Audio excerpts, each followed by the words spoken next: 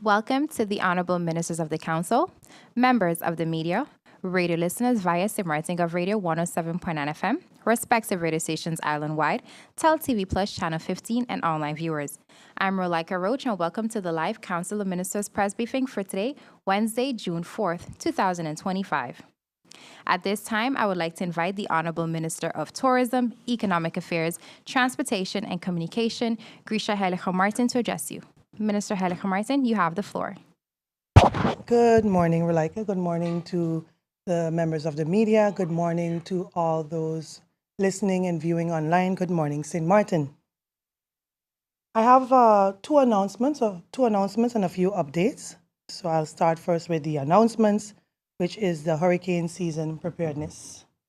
As we officially enter the 2025 Atlantic hurricane season, I extend my heartfelt wishes for a safe and uneventful season to each and every one of you.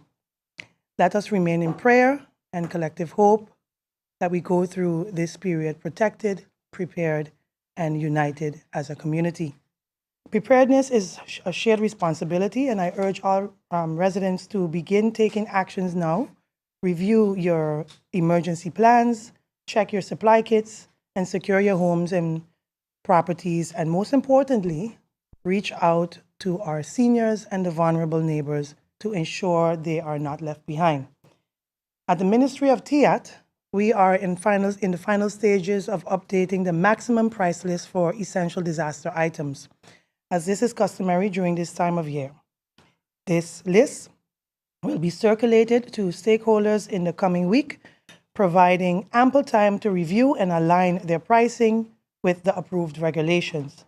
Additionally, the Department of Inspection, Economic Affairs, and IATA, that's what I call it, Inspectorate Department, will carry out a routine compliance inspection to ensure businesses are adhering to the set price controls once published.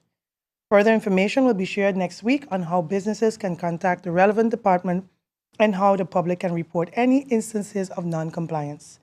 Let us each do our part to prepare, to protect, and to support one another. Together, we will stand strong and weather the storm. Next, I have an announcement on the upcoming town hall meeting. I would like to take this opportunity to invite the public to the town hall meeting on the Philipsburg Beautification Master Plan, taking place this coming Friday, June 6th at 5:30 at the Government Administration Building. This initiative is about it's more about just beautification. It is about restoring pride in our capital, honoring our cultural heritage, and creating a vibrant, welcome space for both residents and visitors. While we've spent the past months engaging with various associations and key stakeholders, we are fully aware that not only businesses or property owners are represented through these channels. So that's why this meeting is so important. We are calling on all business owners, property owners, and interested members of the public to attend and learn more about the vision, share your input, and help us ensure the plan reflects the heart of our community. I would like to also extend a special thank you to the students at the Sundial School whose support during the data collection process was invaluable. Their contribution helped inform key elements of the design phase. As we approach the final stages of this master plan, your voice matters more than ever. Come out and review the updated concepts and help us shape the future of Philipsburg. Let us move forward, and I look forward to seeing you there. And now for some updates. The Dutch Caribbean Agriculture Livestock Fishery Association Conference in Bonaire, the DC Alpha, from May 19th to May 23rd, 2026, a 6-member delegation from St. Martin participated in that second DC Alpha conference held in Bonaire. This regional event brought together representatives from the 6 Dutch Caribbean islands to exchange knowledge, best practices, and strengthen collaboration within the primary sectors. The delegation included 2 senior policy advisors, one from Inspectorate, the Ministry of TIAT, which is Mrs. Avril Isaac and Mr. Shervin Frederick, and Mr. Mervyn Butcher, alongside 3 valued members of our primary sector, farmer Mr. Josiah Harley, farmer Mr. Oliver Williams, and fisherman Mr. Lee Lake. I'm proud to share that the participation of our farmers and fishermen was made possible through the support of the Netherlands Ministry of Agriculture, of Livestock, Fishery and Nature, and the Ministry of Economic Affairs. This inclusion was specially invited and organized by my cabinet to ensure our frontline voices were represented. The conference marked a pivotal moment in our ongoing cooperation to build sustainable food system and secure food resilience across our region. Highlights included interactive workshops, site visits to innovative agricultural operations, and high-level policy discussion focused on the future of food security. I'm also pleased to note that the next DC Alpha conference in 2026 will take place right here in St. Martin, another sign of our growing leadership in this critical area. Together, we remain committed to advancing a more sustainable and self-sufficient future for our island and the wider Dutch Caribbean. Next, I want to report an update on the regional working visit with the Caribbean Energy Conference in Curaçao and Agroalimentaria in Dominican Republic. So last week, I had the opportunity to participate in 2 strategic regional missions that align closely with our national priorities for sustainability, food security, and economic resilience. At the Caribbean Climate Energy Conference in Curaçao, I was honored to serve as the only minister on a regional panel discussing food and water security, critical issues for all Caribbean nations. Alongside regional experts, we explored sustainable solutions to the shared challenges we face as small island developing states. I also engaged in meaningful conversation around circular economies, renewable energy, and inclusive development, and areas that directly inform our policy direction in St. Martin. While in Curaçao, I also took the opportunity to conduct a work visit to the Ministry of Health, Environment and Nature, led by Prime Minister Pisas. I met with the Secretary General and the department head and conducted several visits, including a government-supported goat and sheep farm, Nuestra Familia, a locally owned poultry farm, which showcased best practices in sustainable and scalable poultry and production, an aquaponic facility is known as Fresco de Curaçao, freshness of Curaçao, and a visit to their marine department where they were coordinating their own fishing aggregating devices, so the FADs, to support their local fishermen. This visit provided practical insights and models that can adapt for St. Martin, particularly as we work to enhance our fishery sector. We are currently exploring a partnership with Curaçao in this area, and I look forward to sharing a special announcement related to this collaboration in the coming months. Following the Curaçao mission, I led the St. Martin delegation to the Agroalimentaria 2025 in the Dominican Republic. Our delegation included representatives from Parliament, the Social Economic Council, the SER, the Chamber of Commerce, and the private sector. The objective was to explore new trade opportunities, identify cost-effective supply chains, and strengthen regional partnership. At the conference, I engaged directly with shipping companies, major retailers, and agri-tech firms, particularly those involved in containerized farming, a model well-suited for our local environment, something we already have here in St. Martin. These engagements are already influencing how we approach food production, reduce import costs, and strengthen our national food supply chain. During the mission, some members of our delegation also visited one of the Dominican Republic's largest supermarket chains, Serena, which which has since led to a promising follow-up meeting with the company's owner. We are optimistic about a potential opportunity that could soon benefit the people of St. Martin. These two missions reaffirm the value of targeted regional engagement as we move forward, and we remain committed to building a resilient systems, empowering our farmers and fishers, and securing a more sustainable and prosperous future for all.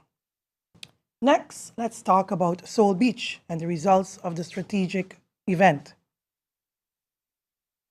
From May 21st to the 26th, St. Martin proudly hosted the internationally acclaimed Soul Beach Music Festival 2025, a celebration that brought vibrancy, opportunity, and cultural energy to our shores.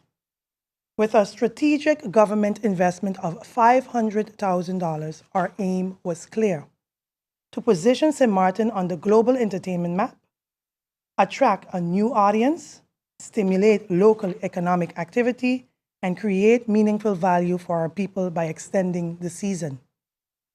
I'm pleased to report that based on current data provided by the promoter, approximately $525,100 was invested and spent directly in St. Martin. This local spending supported production and technical services such as stage sound and lighting, event staffing and security, local marketing and advertising, venue and rental decor, ground transportation, hotel accommodation, auxiliary events, so spin-off events, merchandising of concessions, professional services, taxes, and permits, but note that the tax figures are still being calculated for greater accuracy. This represents a significant injection into our local economy, benefiting a wider cross-section of service providers and small businesses in a short time of 5 to 6 days. As part of our preliminary high-level impact assessment, my cabinet and I engaged directly with 10 major hotels and condo operators and 5 leading car rental companies and a few taxi drivers also. These included Oyster Bay Hotel, Hilton, JW Marriott, Simpson Bay Resort, Sonesta Maui, DV Little Bay, Holland House, Alicia's Inn, 14 at Mullet Bay, and the Hills at Residence, and car rental companies such as Avis, Budget, Hertz, and Sixt. The feedback was overwhelmingly positive. Hotel occupancy rates during the festival reached 85 to 95%, compared to 60 to 70% during the same Memorial Day week last year to this year.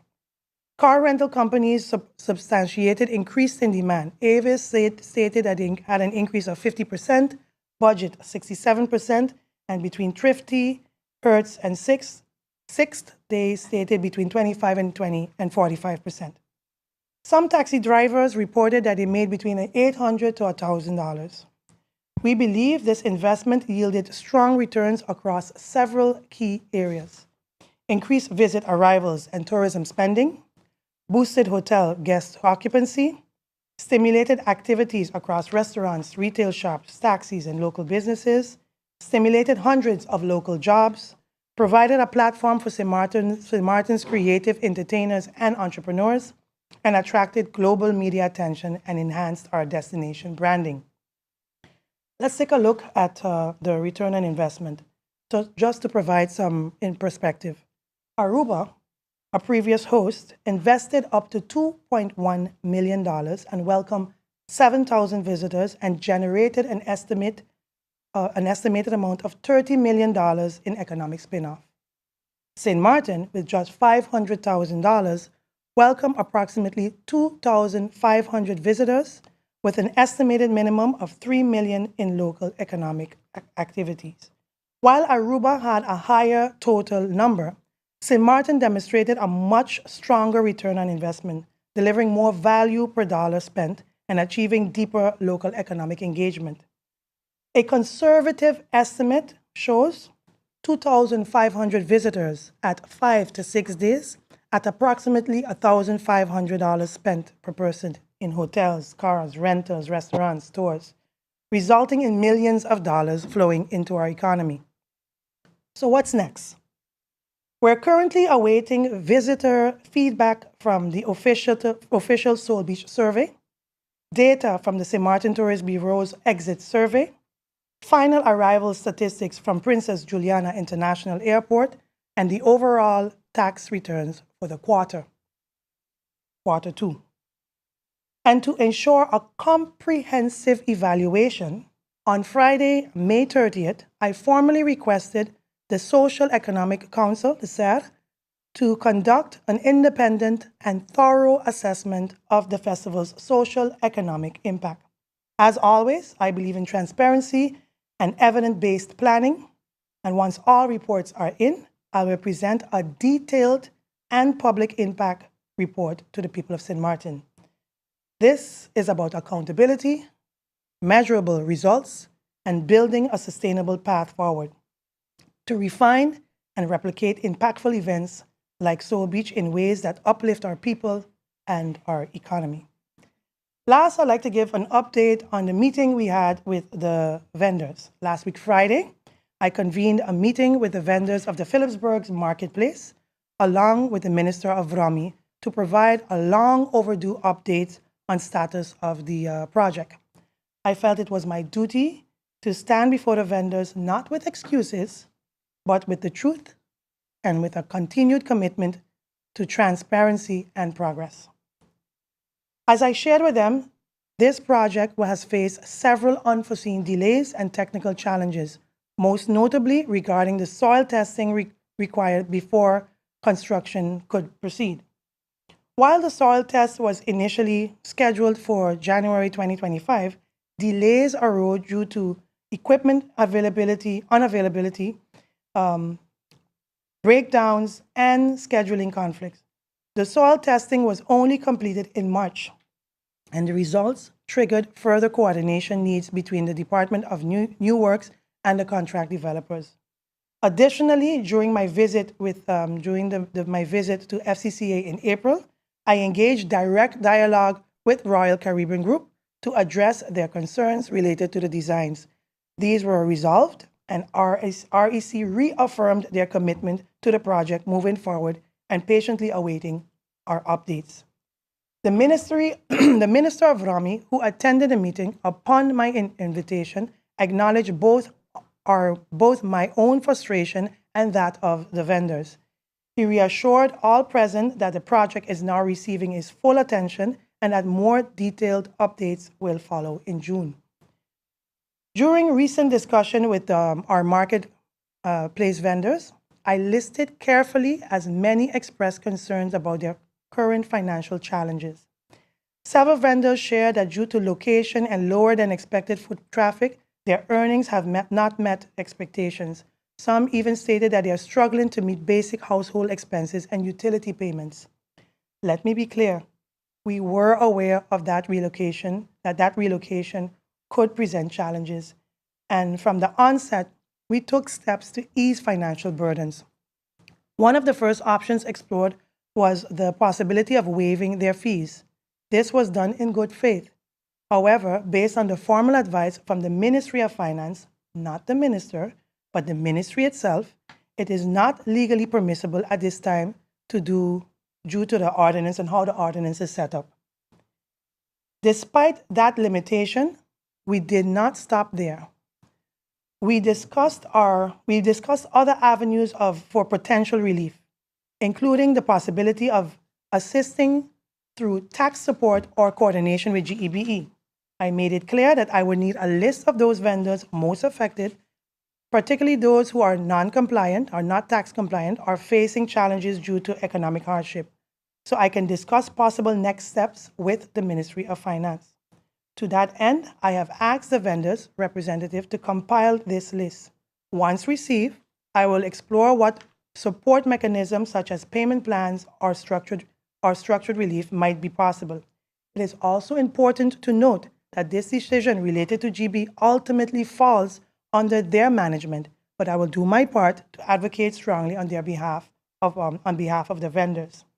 I remain fully committed to this project and to the vendors and to the broader goal of revitalizing Philipsburg and moving forward, increased frequencies of check-ins in the marketplace and a re-established dedicated WhatsApp chat to ensure vendors receive timely and accurate updates during the month of June specifically. In closing, let me say this. As minister, I fully understand the weight of responsibility I carry, not only within my ministry, but as part of the Council of Ministers. I deeply value the principle of collective responsibility and the importance of standing with your team, especially when challenges arise. It is neither constructive nor wise to cast blame on colleague ministers for the sake of political convenience or public optics. I have always been and remain a team player, and I do not shy away from criticism, but I also do not react impulsively. I believe in taking time to assess, reflect, and respond with clarity and purpose. Because I stand firm in my integrity and belief in the work I do, I can walk with my head held high, even when the winds of public opinion blow in every direction. As the saying goes, when you know who you are, you don't need to defend it. Your character speaks louder than your critics. Thank you. Thank you, Minister Heilige Martin, for your opening remarks. At this time, I would like to invite the Honorable Prime Minister and Minister of General Affairs, Dr. Luc Marcelina, to address you. Prime Minister Marcelina, you have the floor. Thank you very much. Good morning, members of the media, and of course, my Minister of TIAT and the people of St. Martin. Thank you for joining us this morning for this weekly Council of Ministers press briefing. I will start with just informing you that I have recently returned from a productive visit to Curaçao, as also the Minister of TIAT was present there.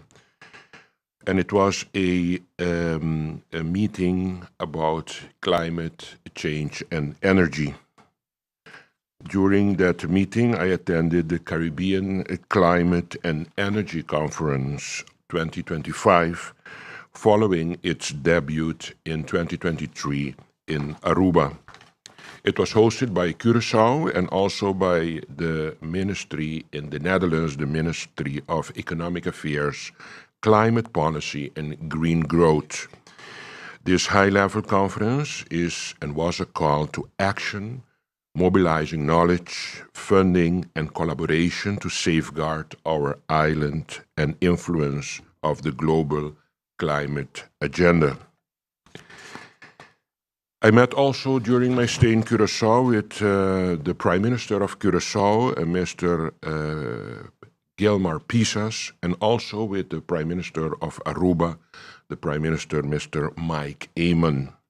Actually, with Mr. Guilmar Pisas, I met twice to discuss shared priorities such as regional cooperation, disaster preparedness, and sustainable economic development. I also had a virtual meeting with the State Secretary from the Netherlands concerning some topics. One of them was the good governance topic that on a regular basis we touch base on. Secondly, on another note, I would like to elucidate on the political developments in the Netherlands. St. Martin has taken note, of course, of a recent collapse of the Dutch coalition government led by Prime Minister Mr. Dick Schoof. I have been yesterday personally been informed by Mr. Dick Schoof himself about the situation of the political developments in the Netherlands. I had a personal contact with him yesterday. And secondly, I was informed by the Dutch representation of the CAS from Curaçao, Aruba, and St. Martin, Mr.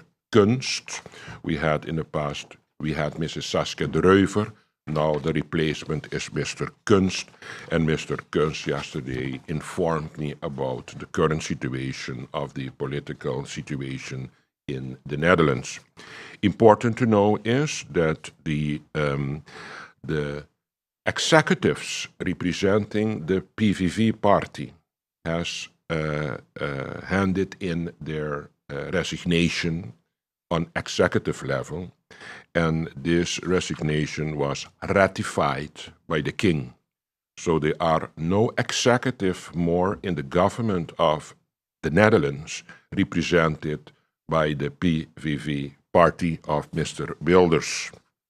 In the place now for the portfolio of the state secretary that used to be Mr. Zolt Sabo, now we have a minister in the name of Judith Uitermark. And she is now holding the portfolio of digitalization and of kingdom relations that Mr. Zolt Sabo used to have under his responsibility. So now we have a new minister that is dealing with kingdom relations in the name of Mrs. Judith Uitermark. We fall now directly under this minister as of now. Important also to know is that Mr. Dick Schoof, the president of the Netherlands, will remain with the rest of the executives in government for the Netherlands. They will be in a status of a dimensionair cabinet, following the procedures that has to come forward depending on decisions that are going to be taken in the Netherlands. We, of course, from country St. Martin, respect the democratic processes within the kingdom and acknowledge Prime Minister Schoof's service and leadership as he now transitions into a caretaker role that he has now as a dimensionaire government. In the spirit of political transition in the Netherlands, St. Martin remains steadfast in its focus on safeguarding our national interest. Ensuring that kingdom-level cooperation, particularly concerning the trust fund, disaster recovery, and sustainable financing, continues uninterrupted. I wish to stress the people of St. Martin deserve stability and progress, and we will continue to advocate for both, regardless of shifts in the Netherlands. Our commitment is clear. We will maintain open, respectful and constructive engagement with the current caretaker administration and the future government of the Netherlands. Let us remember that kingdom relations should be anchored in partnership, mutual respect, and shared responsibility, especially also during political transitions. And of course, as Prime Minister of St. Martin, I remain committed to representing the best interest of the people of my country, of course, both within our borders and also across the kingdom. Secondly, I have been following, especially last week and the week before, a very unusual discussion in the media and social media because of a verdict of the Appellate Court on May the 31st, 2025, concerning a high civil servant in our organization, Mr. Plantain, versus the government/governor of St. Martin. I want everybody to listen very careful to know what I have to say after remaining all the time silent concerning all these statements and publications that has been made in social media or in whatever social press briefings. I was, however, let me see,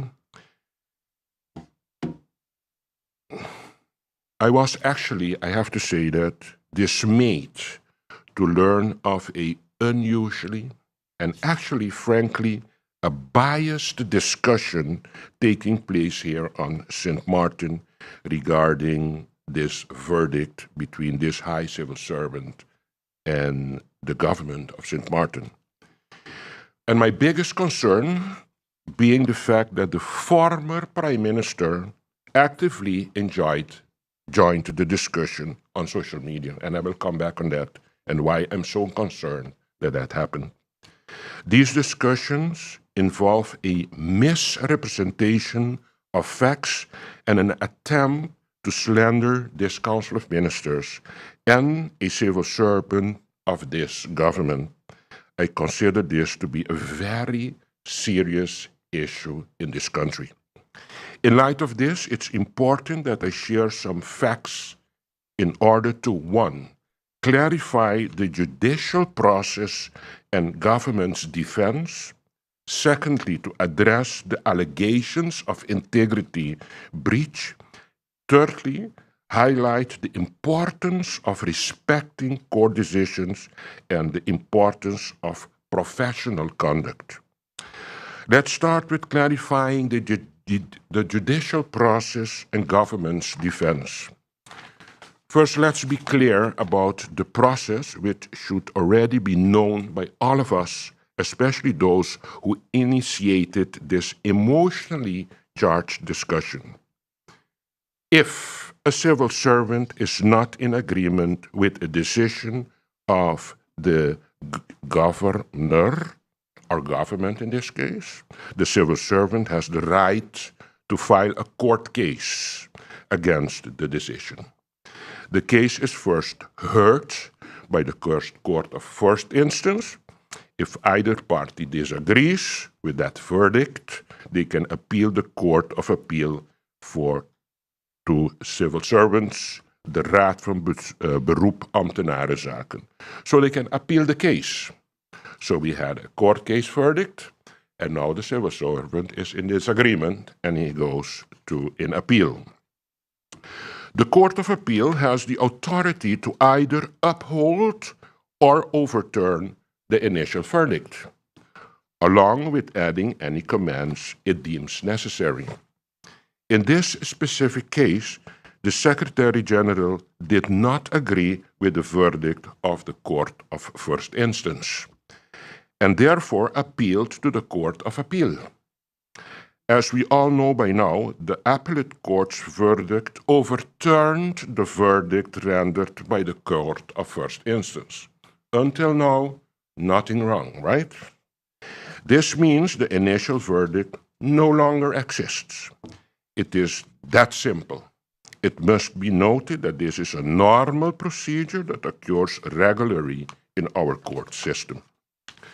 Now, regarding the claim that the government did not present a defense in appeal court, I want to provide necessary clarity on that. After a verdict is rendered in the first instance, the party wishing to appeal has approximately 6 weeks from the date of the verdict to present their documentation to the Court of Appeal. Upon receiving these documents, the court shares them with other parties, allowing them a specific amount of time to respond. The verdict of the first instance was rendered on December the 23rd, 2023. The Secretary General presented their documentation for appeal at the end of January 2024 in the 6 weeks that is requested for that. And the response from government was submitted in March 2024. In March 2024, Cabinet 1, Marcelina, was still not there. Therefore, 2 important facts must be highlighted. 1, the government did present its counter-arguments, its defense in March 2024. I repeat, the government did present its counter-arguments, its defense in March 2024. Marcelina said on the 3rd of May 2024. This occurred under the responsibility of the former Minister of General Affairs. The same lawyer used by the previous government continued to represent the government in the court appeal and was presented also during the hearings. Now it comes to allegations addressing integrity breach. In regard to allegations of integrity breach, the following must be stated. As is known, the Marcelina Cabinet took the oath of office on May the 3rd, 2024. I just said it. Therefore, any reference to the Marcelina Cabinet involvement in preparing the defense to this case is false. I was not even there. and it took place in March, as I said. The appeal court retrials the case based on the documentation and evidence presented on March 2024. This documentation was presented, as I said, in March, before Marcelina Cabinet took office. The hearing in appeal took place in January 2025. In that moment of the hearing, Marcelina is in office. Both parties was given the opportunity then to handle further the case. The hearing was adjourned to allow parties to reach an amicable solution. It's important now for me to say the following. Since taking office as the current Minister of General Affairs, I have not been involved in this court case. When the invitation for the hearing was received, the Council of Ministers decided that another minister would be assigned to take care because of conflict of interest. Okay, and in this case, the Minister of Justice was appointed to handle that file. When the hearing was adjourned, neither I, as Minister of General Affairs, or any member of my cabinet was involved. I want to repeat that for people to understand good when they try to attack me on the topic of integrity. Obviously, I understand the parties did not reach an amicable decision together, solution. That is the only thing I heard. Government was busy on proposal of the Court of Appeal. Please, guys, sit on the table, see if you guys can come to an agreement. The government did not reach to an agreement with the civil servant. Therefore, the Court of Appeal was requested to render a verdict in this case, and that happened on May the 21st, 2025. Therefore, any dubious reference to an integrity breach by this minister, a member of my cabinet, or even this government is false and not based on facts and reality. To be honest with you, I do not understand where all this emotional discussion is coming from if I explain you in a timeline how things were handled. The importance of respecting court decision and professional conduct now. What remains a matter of serious concern for us all is the public commentary by the former Prime Minister. Despite the appellate court's clear decision to overturn the initial verdict, the former Prime Minister is still publicly encouraging interested individuals to, and I quote, "Do your research," she says. After the court verdict decision, she is telling and challenging people on social media, "Do your research. Ask me, any of the legal advisors, and the lawyer who represented government, Mrs. Sophie van Lint." So don't listen what the court says, Court of Appeal. No, you have to ask me after having a verdict from the Court of Appeal. This action is an attempt to recirculate information that the Court of Appeal already deemed to have no merit. And in doing so, it continues the character assassination of a civil servant and undermines the credibility of our judicial system. Such actions are not only ethically questionable, but also do not represent good professional conduct. Sharing information obtained based on your function in an official capacity, especially when it pertains to legal matters that have been settled by the court, constitutes a violation of the oath taken not only as Prime Minister, but also as a civil servant. I must emphasize that it is paramount that we all respect decisions of our judicial system, as these verdicts uphold the rule of our law. The integrity of our court system is an important component of our stable society and is fundamental to our democracy. Finally, I would like to address the rumor about the working relationship of myself, my cabinet, and the former Secretary General, Mrs. Emilia Connor Thomas. And I can remember that when I started in office, Mrs. Emilia came to me after 2 weeks that I'm in office, and she informed me that she was busy already in a recruitment process for a high function in one of our private banks in St. Martin. There were no issues in 2 weeks' time between me and Mrs. Emilia Connor.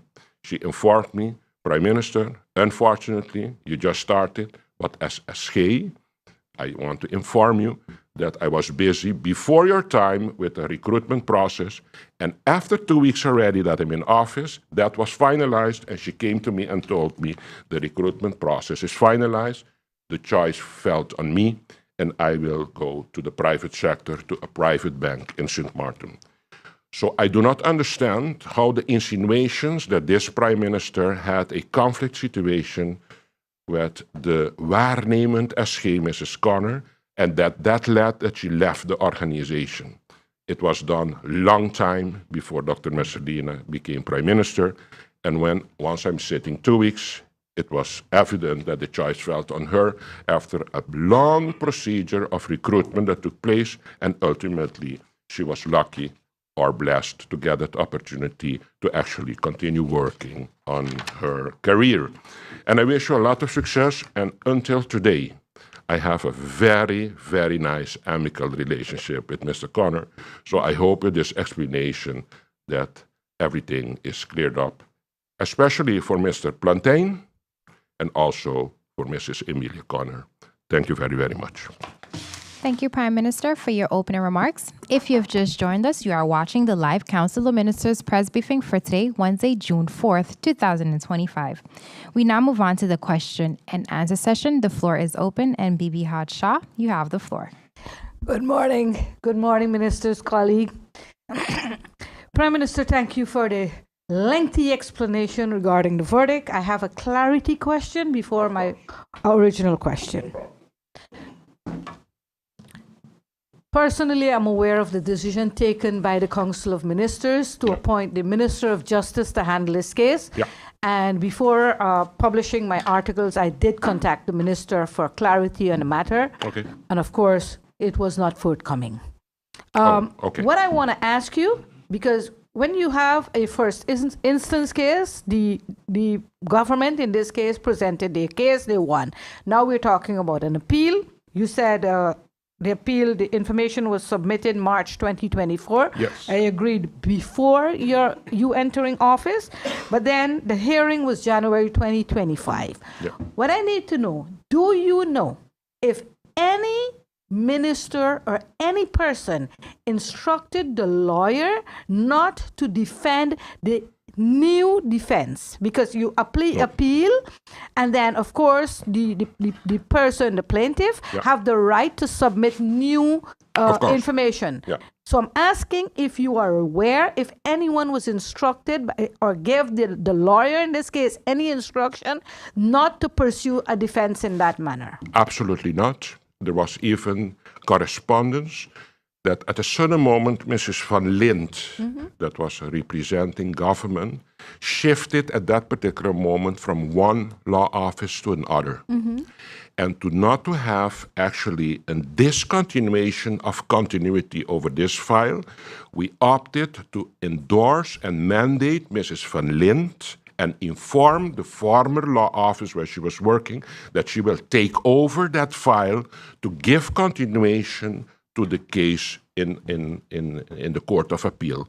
So Mr. Lind, that was the former lawyer of government, got the mandate to continue in the defense of government for this case. So there was no instruction of discontinuation of anything. Thank you for that clarity. And You're now welcome. for my question. Prime Minister, 2 weeks ago when we were here for press briefing, I asked you about the motion of Parliament regarding the relief for GEBE. You did say that the necessary investigation conducted by BTP was finalized. Yes. And you said sometime this month there would be a decision or an instruction given to GEBE for that relief. Yes. I'd like to know if you can at least tell us, we are in the month of June. I know it's the early part of June, but when can we expect to hear or see something, at least when it comes to relief? Okay. Also, okay. Prime Minister, last 2 weeks, you also spoke about the loan that we are getting for, or supposed to get, for the purchase of the new engines for Yep. GEBE. I did remember you said that there were going to be a bidding process at some point in time. Yes, of course. What happened to the March 6th meeting where GEBE former, the former temporary manager, the late Washington, and a delegation went to Watsilla to secure those good. engines? If you are aware, where are course. we on that? Very good. Coming back to the first question concerning the relief that I promised in this month, as you said, I can inform you that I did it last month already. And that means that I have received a 40-page report from RAC, the regulatory authority Curaçao, in collaboration with BTP St. Martin. They did a whole research. They presented me a report, 40-page report. In that 40-page report, they gave recommendations about how we can mitigate the high price of energy for the people of St. Martin. On the base of the report, I sent on the 22nd of May, I came already with this letter because I knew you would ask that, to show you that the 22nd of May, I sent a letter to the supervisory board of GEBE, giving some elucidation on the report that was handed over to me. And in that way, they got also a copy of that report, and they got the guidelines that the RAC has proposed to me. I actually forwarded them to the supervisory board for them to actually communicate them to their executive board for them to see how they're going to execute the recommendation that I received from the RAC/BTP. And that is where we are now. So the letter has been sent, and it's now all in the hands of GEBE, realizing the code of corporate governance. The government realizes that the people are in need. There is a big challenge with the high cost of energy in this country. Dr. Messalina, the Prime Minister, promised the people that I'm going to make work out of it as shareholder of GB. We approached the RAC and also the BTP. They did their work for us, of which I want to thank them, by the way, for the great work that they did. They presented me with a report, and on the basis of the report, I sent a letter on the 22nd of May for GB, if I'm sure, be sure, 22nd of May. So they have all the suggestions of the RAC/BTP to mitigate the price of energy and water consumption based on the high price of the fuel clause in the invoices of the consumers. So the Prime Minister did what he promised to the people of St. Martin, and now the action, seeing the corporate governance structure that I'm in, it's delegated to the supervisory board. That is my first plateau of negotiation, and the supervisory board now has the responsibility to communicate it and to forward it to the executive board of directors for them to execute the recommendations of the RAC/BTP. You're welcome. Thank you, Prime Minister. Eamon Lee of Island Eater Radio, you have the floor. Prime Minister, since you're there, I'll continue. So first, a clarification question. Yeah. So perhaps it's a coincidence, but you visited Curaçao for an energy conference. Yes. And then there was a release about 150 million euros from the Dutch government towards sustainable energy. of which 33.46 million euros has been earmarked for St. Martin. So I'm not sure if the two events are related. Can you repeat for me how much million was earmarked for St. Martin? 33.46 million euros. Yes, from the 150. From the 150, Yes, directly for that's St. correct. Martin. Yeah. So can you explain what's the process to access these funds and who will oversee this? And is there, hopefully, eventually coming out of this, a net metering policy? Yes. So this is my I was clarification sitting question. there when the minister, Mrs. Sophie Hermans, participated that to us. So I became very happy for the people of my country.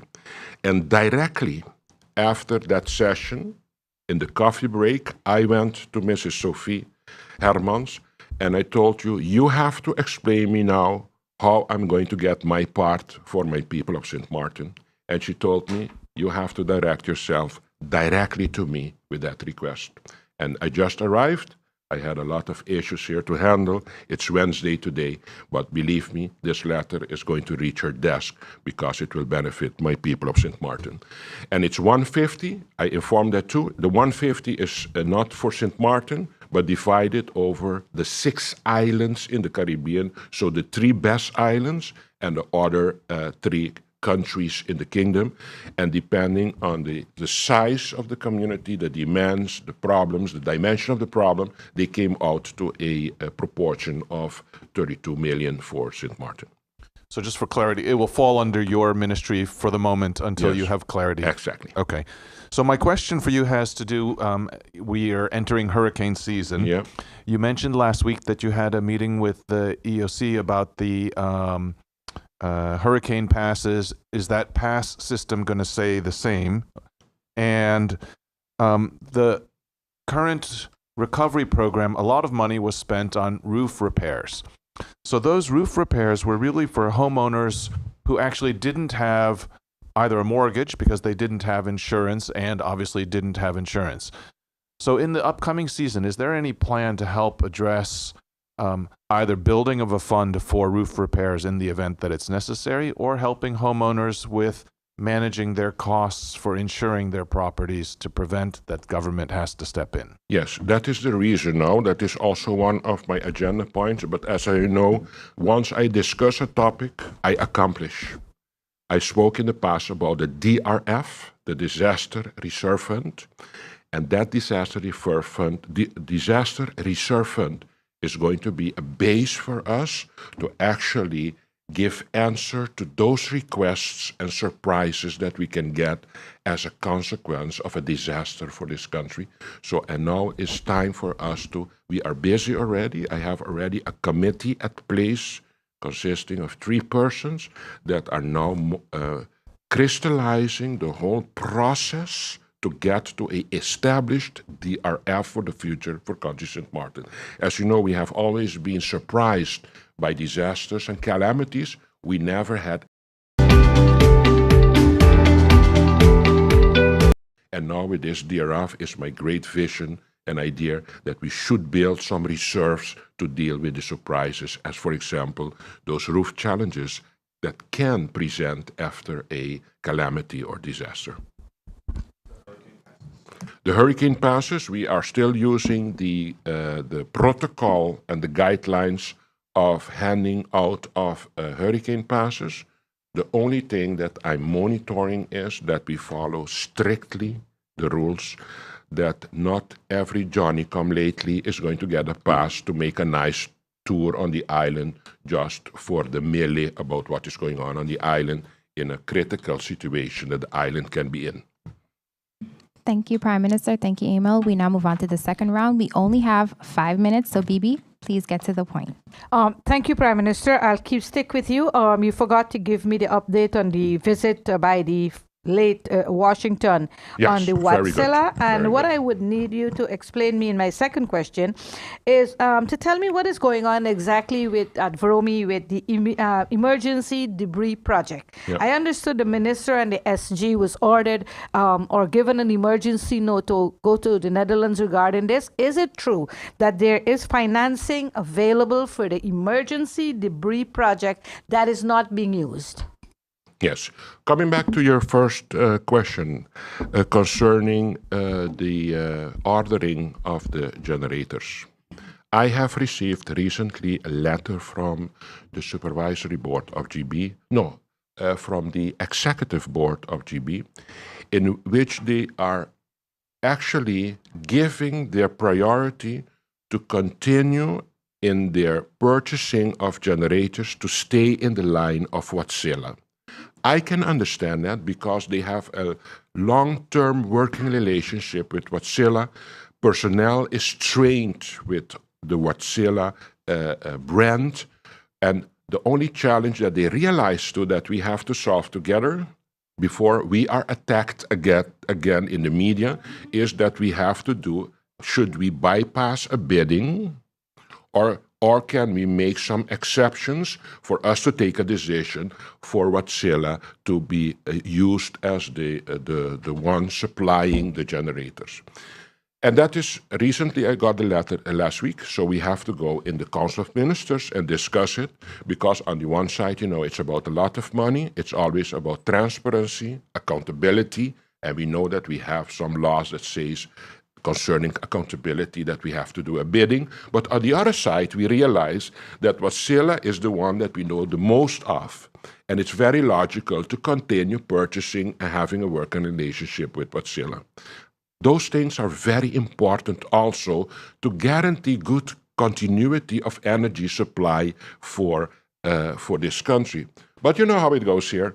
When we take a decision to go to the right, everybody jumps on us and says it has to be to the left. And when we go to the left, everybody tells us it has to be to the right.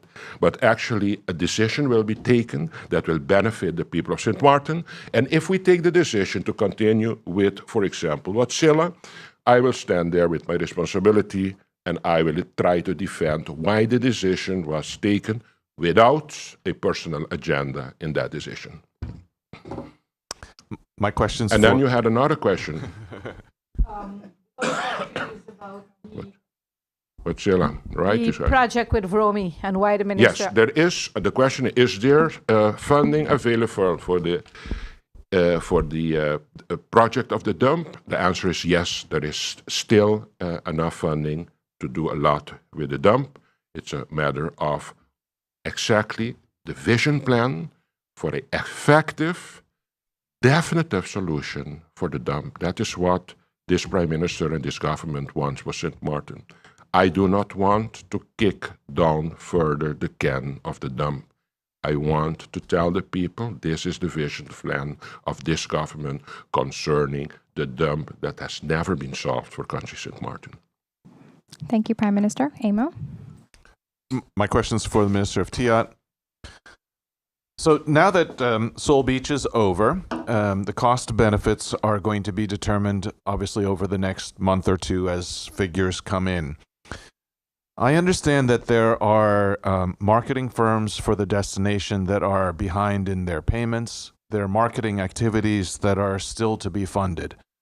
So can you explain what are the plans active and funded going forward for the rest of the year?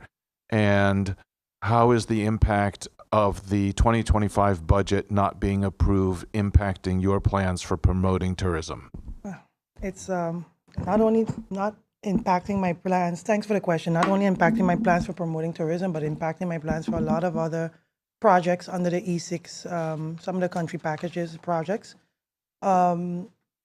Where the important thing to know is that next week we will be having a central committee meeting on the budget 2025, followed by the week after that, the public meeting for budget 2025. So in the next 2 weeks, that should be resolved. And yes, certain payments are held back because of this, and again, beyond our control.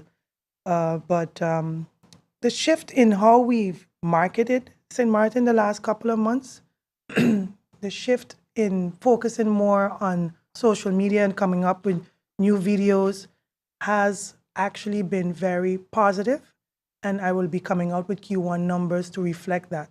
So I can indirectly say that we've been doing fairly well financially the first quarter. TikTok is something, if you go on TikTok now, St. Martin is trending. You just go hashtag SXM or you just put in St. Martin and you see so many people coming to St. Martin, so many influencers. The shift has helped us a lot, and that we hardly spent any kind of advertising dollar, and that alone kind of still brought a positive impact this year. So, but what are the active marketing campaigns for now going forward for the rest of the year? Right now, one of them is the